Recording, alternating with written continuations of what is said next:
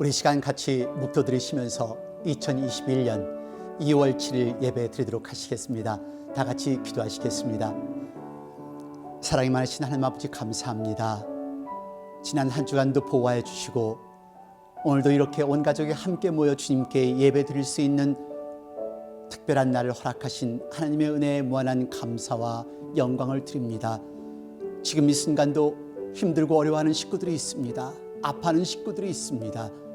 하나님께서 위로해 주시고 하나님의 능력으로 어루만져 주시고 치유하여 주시옵소서. 전 세계 곳곳에서 통곡하는 그 소리가 있사오니 하나님이 하실 만하시거든 하나님께서 이 질병을 거두어 주옵소서. 예배 시종을 주님께 주관하시길 바라오며 예수 그리스도의 이름 받들어 감사드리며 간절히 바라옵고 기도드렸습니다. 아멘. 오늘 하나님의 말씀은 요한일서 4장 7절로 11절까지의 말씀 되겠습니다.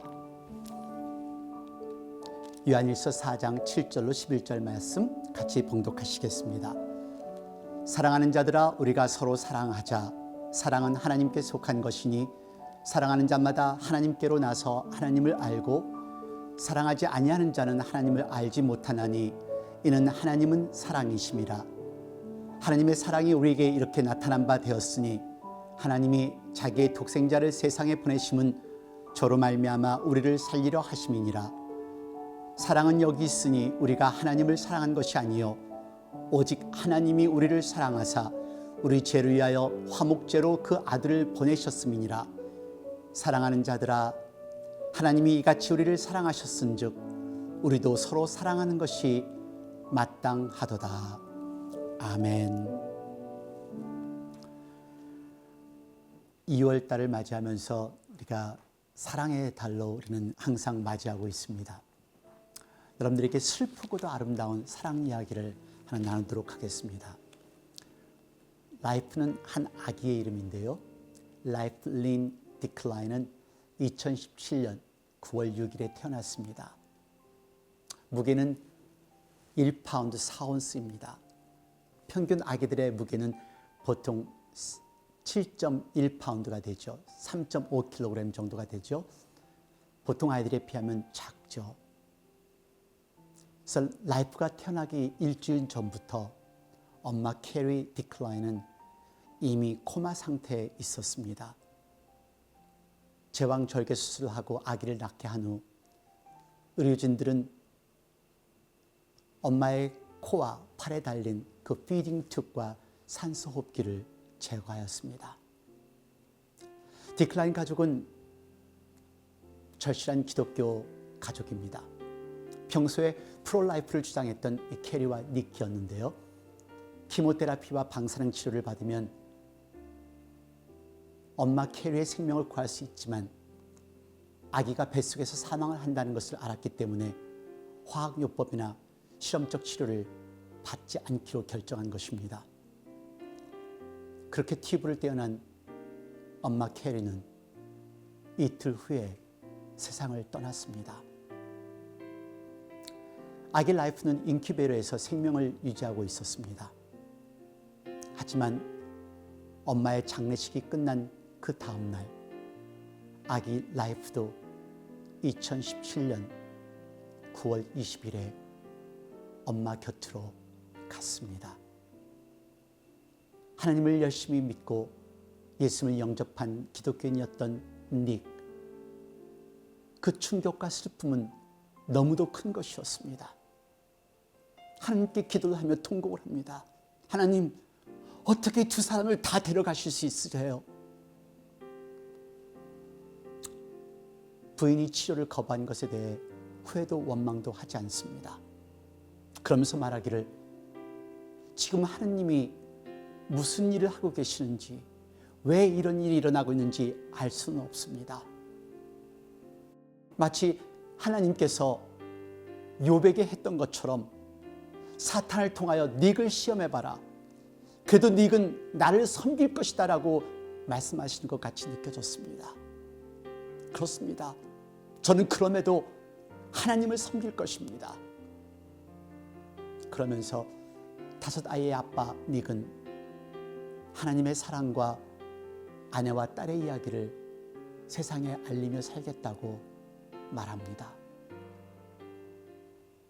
참으로 마음 아픈 이야기입니다. 이들의 사연을 대하면서 많은 생각을 해보았는데요.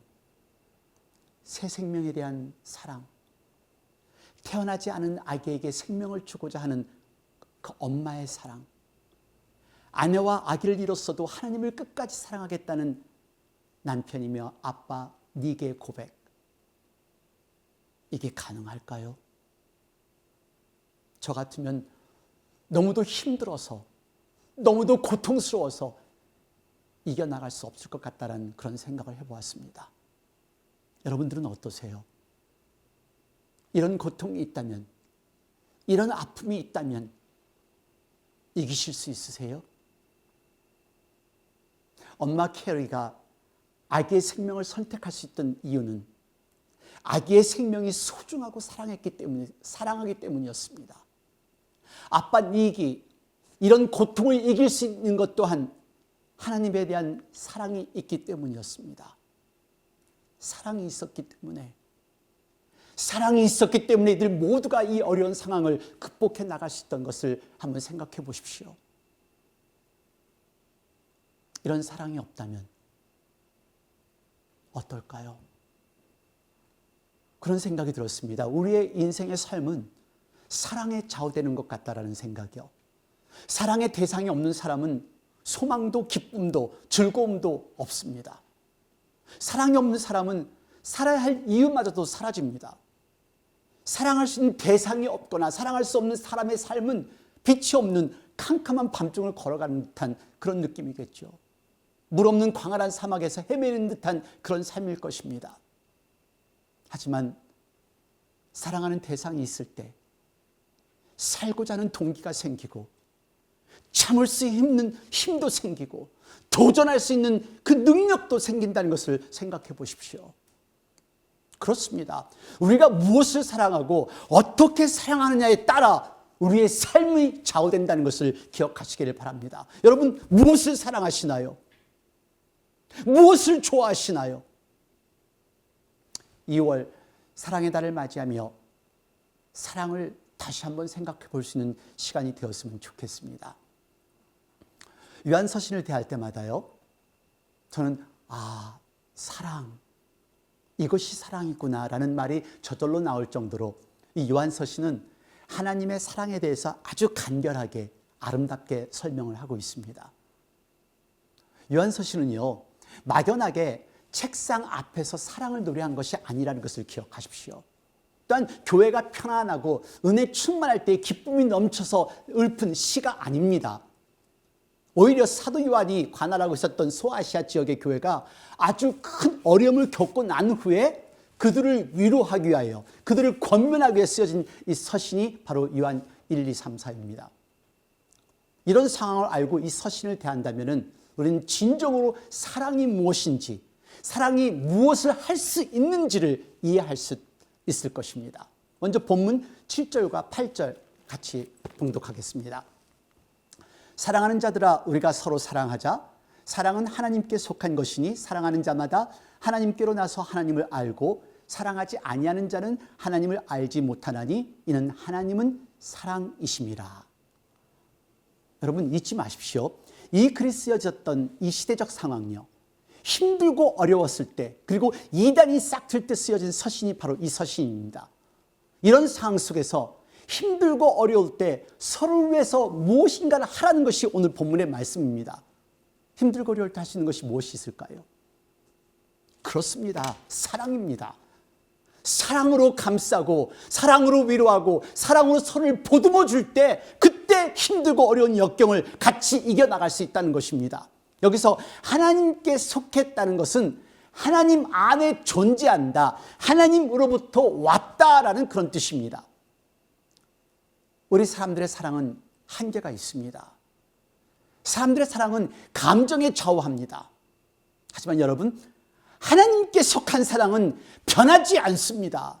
하나님의 사랑은 조건이 없다는 것을 기억하십시오. 여기서 말하는 이 사랑, 우리가 잘 아는 조건적인 인간적인 사랑이 아닌 희생을 감수하는 아가페 사랑, 그 사랑입니다. 그래서 사도 요한은 말합니다. 우리가 지금 어렵고 힘들다. 힘들수록 사랑하자. 지금이 곧 사랑할 때이며 우리가 서로 사랑할 때 하나님을 더 알 수 있다라고 외치는 것입니다. 하나님의 사랑에는 힘이 있습니다. 하나님의 사랑에는 권능이 있고 하나님의 사랑에는 능력이 있다는 것을 믿으시기를 바랍니다.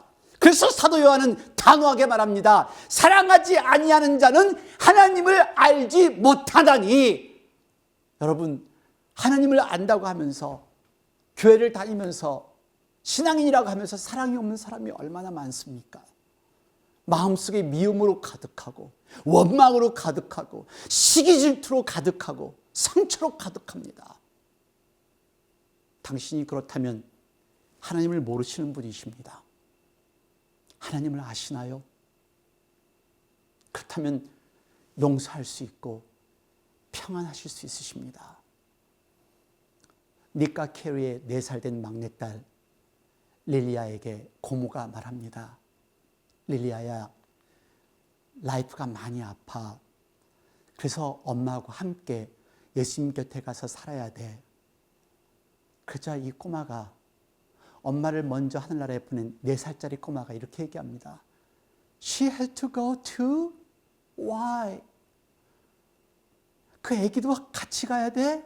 왜? 어떻게 위로가 되겠습니까? 어떤 말이 위로가 될 수 있겠습니까? 그저 사랑으로 감싸고 사랑으로 보듬고 이겨나갈 수밖에는요. 언젠가 하늘나라에서 다시 만날 것이라는 소망을 가지고 서로 사랑하며 이겨나가야지요. 그렇죠. 믿음이 좋을 때는 다 사랑스럽습니다.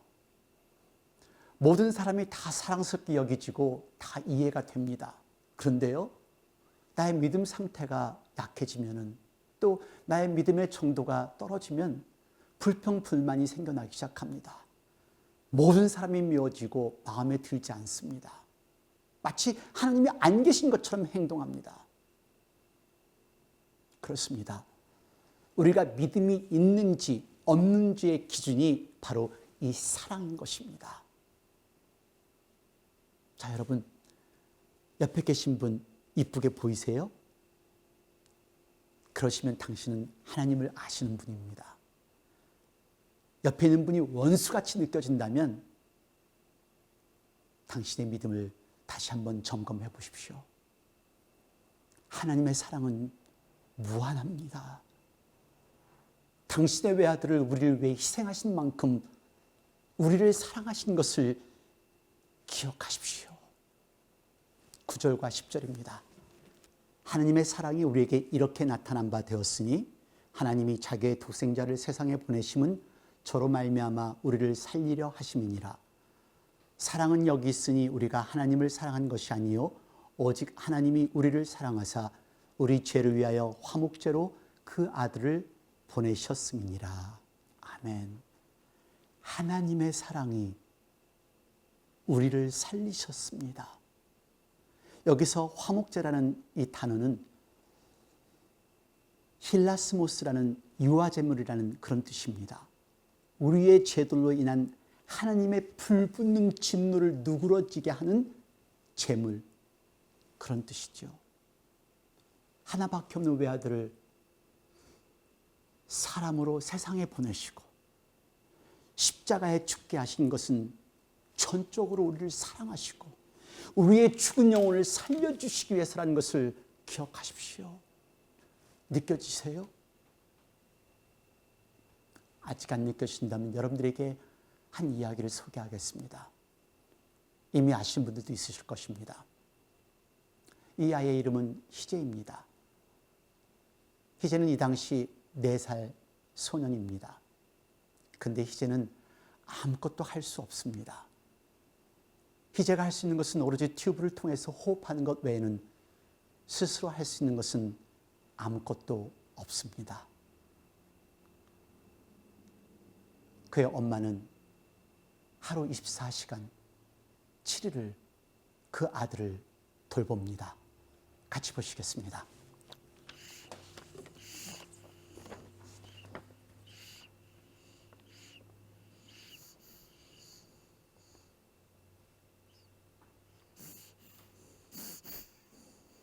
엄마와 4살 희재의 이야기입니다.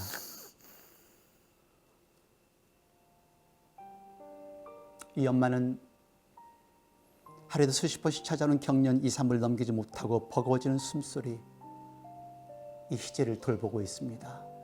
차라리 소리라도 내어 울었으면 좋겠습니다라고 고백합니다. 뇌병변 장애와 기관절개 수술을 받아 삽간에 의지한 채 살아가는 희재입니다. 하루에도 수십 번씩 찾아오는 경련, 병원비가 어떡하면 300, 400. 병원비로 300만 원, 400만 원, 전세금을 하나도 남김없이 병원비로 다 쓰게 되고, 이게 수술하기 전이거든요. 기간 삽간 수술 전입니다. 경제적으로 힘없는, 경제적으로 약한 제 자신이 견디기 너무 힘들었어요. 기초생활수급비만으로 약품 구입도 힘든 상황입니다. 희재의 작은 뒤척임이나 잠시라도 눈을 떼면 목에 걸리는 가래 때문에 목숨을 잃을 수도 있습니다.